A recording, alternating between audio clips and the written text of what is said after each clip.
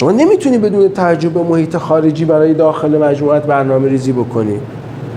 باید بدونی اون بیرون چه خبره. اونا هم دنبال اینن که بدونن اینجا چه خبره. بهترین کار چیه؟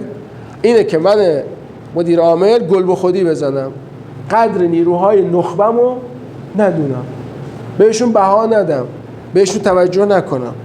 اتفاقی که میفته یه وقتایی خود این نیرو شروع میکنه به رایزنی برای اینکه از اینجا برم، یا حتی ممکنه بره رایزنی بکنه که تو رو عوضت بکنن. گزارشی به علیت مینویسه، هر جا نظرشو میخوان نظر منفی به علیت میده، تو هم نمیدونی چه خبری. یهو میبینی جا به جا شدی، یهو میبینی اصلا از اینجا رفتی، شغل ازت گرفتن، اون سمت و اون پست و اون مسئولیت ازت گرفتن. آیا حالا تو قسمتی که شما کار میکنید، آیا پرسنل زیر دست شما احساس این که کار مهم دارم رو دارن؟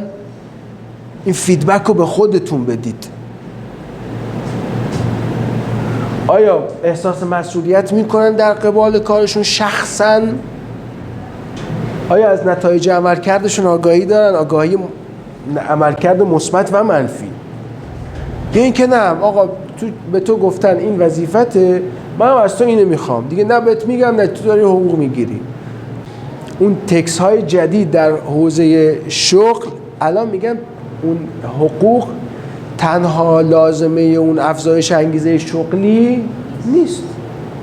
طرف به خاطر حقوق میمونه، فوقش میمونه توی سازمان، ولی باعث افزایش انگیزه شغلیش نمیشه که حالا بیاد صد وجودش رو برات بذاره. فقط در حدی میاد کار میکنه که فردا کسی اونو بازخواست نکنه، از حقوقش کم نکنه.